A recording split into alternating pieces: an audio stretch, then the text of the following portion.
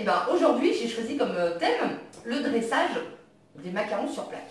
Alors je vais essayer un petit peu de démystifier tout ça, parce que j'ai vu que maintenant c'était un petit peu à la mode. Voilà. Pour dresser les macarons, en fin de compte, il n'y a rien de compliqué.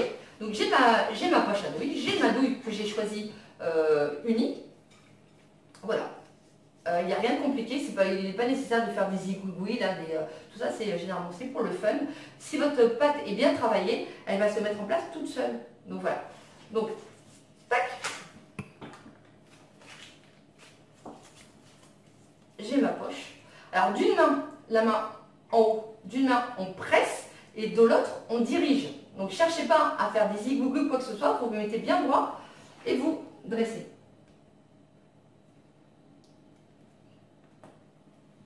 Voilà, vous avez vu, moi, j'exerce juste une pression sur le haut de la poche, c'est tout.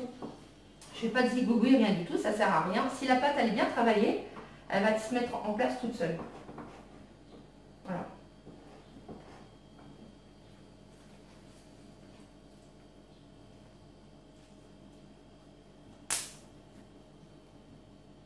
Hop. Faites en sorte, essayez d'avoir des coques plus ou moins de la même taille, ça sera quand même déjà mieux pour les assembler, mais aussi c'est surtout par rapport à la cuisson, parce que sinon vous allez, lors de la cuisson vous allez avoir des coques qui vont être trop cuites et d'autres pas assez. Donc essayez de faire en sorte que, les gabarits soient plus ou moins uniformes, quoi, de même taille. Voilà, il n'y a rien de compliqué. Tac. Bien droit. D'une main, on presse, la main du haut, je presse, et la main d'en bas me sert à diriger. Et c'est tout. Ouais, vous avez vu le résultat. Donc là, en fin de compte, en 2 minutes, les macarons vont prendre leur place tranquillement. Donc maintenant, j'ai dressé sur la totalité de mes plaques.